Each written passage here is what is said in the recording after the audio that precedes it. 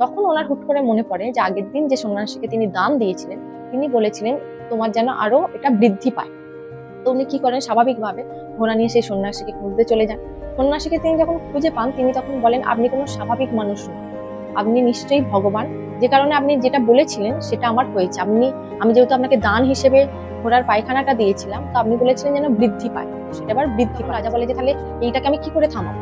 তো সন্ন্যাসী বলে তুমি যেমন খারাপ কর্ম করো সেটা তোমার কর্মফল, তোমাকে সেটা ভোগ করতেই হবে, এটা আমার কিছু করার নেই। তুমি যদি আমাকে কোনো সম্পদ বা কোনো সোনা দিতে, আমি তাও তোমার সেই আশীর্বাদই দিতাম যে তোমার যেন সেটা বৃদ্ধি পায়, তাহলে তোমার ধন সম্পদ বৃদ্ধি পেত।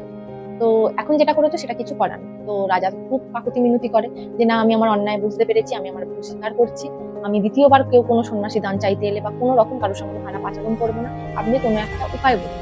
তো সন্ন্যাসী বলে যে ঠিক আছে, আমি তোমাকে উপায় বলবো, অবশ্যই উপায় বলবো, যেহেতু তুমি কষ্ট করে আমার কাছে এসছো, কিন্তু যতক্ষণ না তোমার এই সমস্যার সমাধান হচ্ছে, আমি যে উপায়টা বলছি, কেন আমি এই উপায়টা বললাম সেটা তুমি আমায় জিজ্ঞাসা করতে পারছো। তো রাজা সেই অনুযায়ী রাজি হয়ে যায়, বলে ঠিক আছে, আমি আপনাকে জিজ্ঞাসা করবো না। তখন সন্ন্যাসী বলেন যে তুমি নিজের রাজ্যে গিয়ে নিজের ব্যাপারে বদনাম ছড়াও, এমন ভাবে বদনামটা ছড়া যাতে ছোট বড় সবাই তোমার বদনাম করে।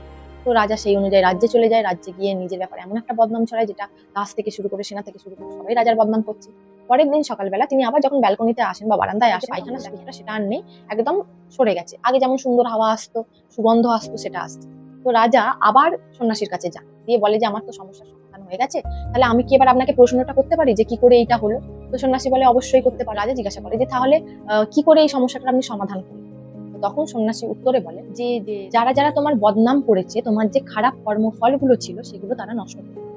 মানে আমি যদি সহজ ভাষায় বলি, যারা আমাদের নামে বদনাম করে বা যাদের আপনি ভালো করেছেন, ভালো চেয়েছেন, তারাই যদি আপনার নামে বদনাম করে বা আপনার খারাপ চায়, তারা অজান্তে কিন্তু আপনার যে খারাপ ক্রিয়াটা বা আপনার জীবনে যে খারাপ কর্মফলগুলো ছিল সেগুলো তারা নষ্ট করে। রাজার ক্ষেত্রেও ঠিক তাই হয়েছিল, যে সন্ন্যাসী যেহেতু বলেছিল তুমি বদনাম ছড়াও, রাজার নামে যেহেতু এত মানুষ বদনাম করেছিল, ওর যে খারাপ ক্রিয়াগুলো তার জীবনে ছিল বা খারাপ কর্মফল যেগুলো হয়তো তাকে ভোগ করতে হতো, সেগুলো খুব সহজেই কেটে গেছিল।